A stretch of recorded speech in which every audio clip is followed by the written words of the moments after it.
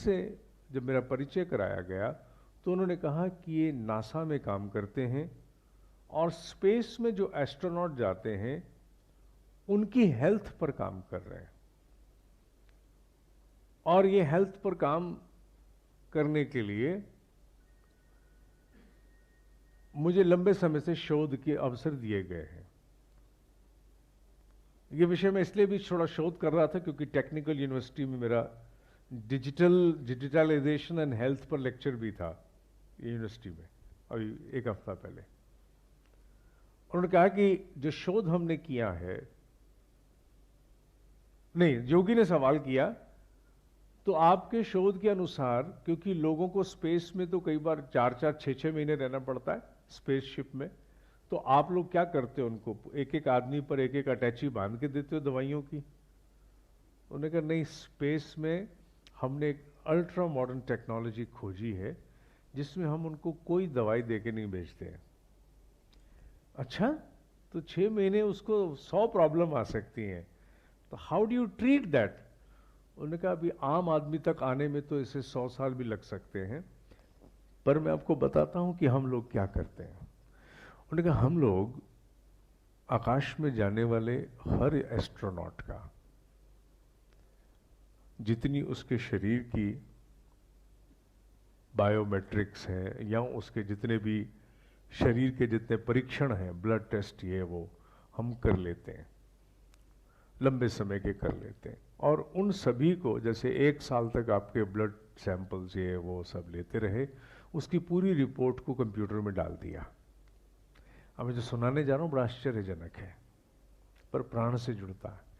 और उन सभी रिपोर्ट्स के ऊपर कंप्यूटर एक अपने आप में उसी व्यक्ति का एक कंप्यूटेशन करके अपने आप एक प्रोग्राम डेवलप कर लेता है। और इतना ही नहीं, उस व्यक्ति को एक विशेष फ्रीक्वेंसी भी असाइन करता है कंप्यूटर। फ्रीक्वेंसी से तात्पर्य यह हो गया कि अगर इसकी शरीर की रासायनिक प्रक्रिया ऐसी है तो इसमें से इस प्रकार की तरंगें निकलती हैं, उन तरंगों के अनुरूप वो अपने भीतर एक फ्रीक्वेंसी असाइन कर देता है। इससे यह होता है कि अगर वो व्यक्ति जीवित है, अब वो पाताल में है, आकाश में है कि मंगल पर है, कंप्यूटर और उस व्यक्ति का अनवरत संबंध बना रहता है।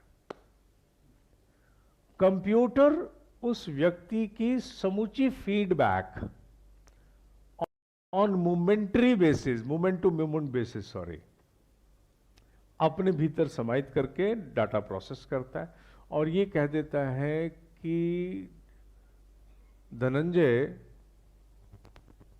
उदाहरण दे रहा हूं, 5 दिन बाद तुम्हें 7:30 बजे सिर दर्द होगा।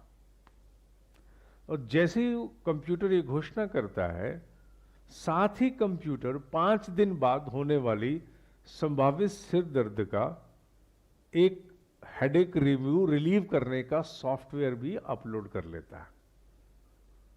सिर दर्द से आधा घंटा पहले वो सॉफ्टवेयर चल जाता है, वाइब्रेशन के आधार पर उसे संभावित होने वाली हेडेक को आधा घंटा पहले मैनेज कर लिया जाता है। कंप्यूटर उसके 1 साल बाद होने वाले रोग के विषय में भी पूरी तरह से अवगत होता है और 1 साल बाद आने वाली समस्या को भी कर लेता है। यहां तक कि पता लग जाए कि 10 दिन बाद एनर्जी लेवल आपका कम होने वाला है, तो एनर्जी लेवल कम होने के मूवमेंट से आधा घंटा पहले एनर्जी बूस्टर जैप सॉफ्टवेयर चालू होगा और आप आधे घंटे बाद आपको पता भी नहीं चलेगा कि मैं कमजोर होने वाला था। परियों जैसी कहानी प्रतीत होने वाली ये वैज्ञानिक उपलब्धि इसी पृथ्वी पर आज है।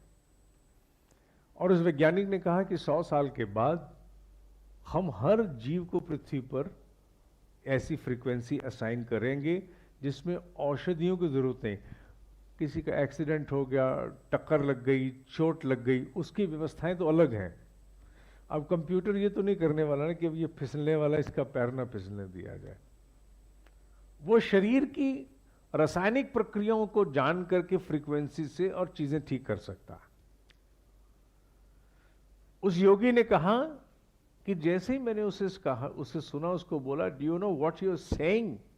उसने कहा, yes I know what I am saying. हमारे यहाँ तो हजारों वर्षों से हमने ऊर्जा के आधार पर प्राण विद्या नामक जानकारियों से दूरस्थ बैठे लोगों के प्राण की संरचना को जाना और उसे दूर से ठीक भी किया है। हमारे यहाँ तो प्राणाकर्षण विद्याएं हैं ये, which also makes a mention that we all are pulsating bundles of energy, और हमारे भीतर से तरंगे दूर तक छूटती है, जाती हैं। उन बंडल्स ऑफ, जो बंडल ऑफ एनर्जी की पल्सेशन है, धड़कने हैं, जो हमारी धड़कने हैं, उनकी तरंगों के आधार पर योगी हमें दूर से अनुभव और दूर से हमारा उपचार भी कर सकते हैं। और वो सारा क्षेत्र प्राणमय कोश का ही क्षेत्र है, वो सारा क्षेत्र प्राण का ही क्षेत्र है। तो उस योगी ने एक ही बात पर फिर बल दिया कि और कोई प्राणायाम आए या नहीं आए, इतना तो हम सब करने की चेष्टा करें। ये बात ठीक है कि जिस समय मैं सुन रहा था उस समय प्रभाव मुझ पर इतना अधिक था कि बहुत देर तक मैं वैसे ही किया, पर ये ठीक है, हम सबके साथ, हम सभी लोग इंक्लूडिंग मी, बहुत अच्छी बातें सुन के एक बार तो बड़े प्रभावित होते हैं, पर पता नहीं क्या करें, इतने चिकने घड़े हैं हमारी समझ के कि जो कुछ भी धारण किया होता है वो बड़ी जल्दी निकल जाता है। और ये बात हमें समझनी है। उस योगी ने कहा, इसीलिए हमने केवल कहा है कि आप और कुछ मत करो, सहज लंबी गहरी श्वास को लो, कुछ पल जितना संभव है, लड़ो मत, रोको और फिर धीरे धीरे छोड़ दो। केवल इतना करने से ही उस योगी के शब्द हैं कि मनुष्य के भीतर की वाइब्रेटरी पल्सेशन इतनी नॉर्मल होगी कि उसको किसी प्रकार का कोई संभावित रोग हो ही नहीं पाएगा।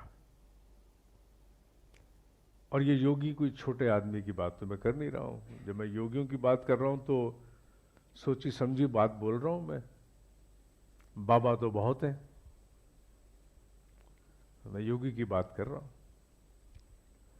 उस समय मुझ पर भी बड़ा प्रभाव हुआ और लंबे समय तक मैंने भी कोशिश की, बट फिर thoughts and thoughts and thoughts and events आती हैं, वो फिर बदल के चली जाती हैं। हो सकता है मुझसे सुन के आज आप भी सहज लंबी गहरी श्वास लें, थोड़ा रोकें, फिर छोड़ें, जब तक आपको भूल नहीं जाएगा। और मैं भी, पर सच ये है कि जिनका ये संस्कार बन गया अननोइंगली, उन्हें समस्या आने वाली नहीं है। इसी प्राण को लेकर के चर्चा इन्होंने बाद में भी की कि जो प्राणायाम की कक्षाओं में आगे चले जाते हैं उनका आहार भी संतुलित हो जाता है, विचार भी संतुलित हो जाता है, मानस मंडल भी संतुलित हो जाता है। और ऐसे प्राणायाम के योगी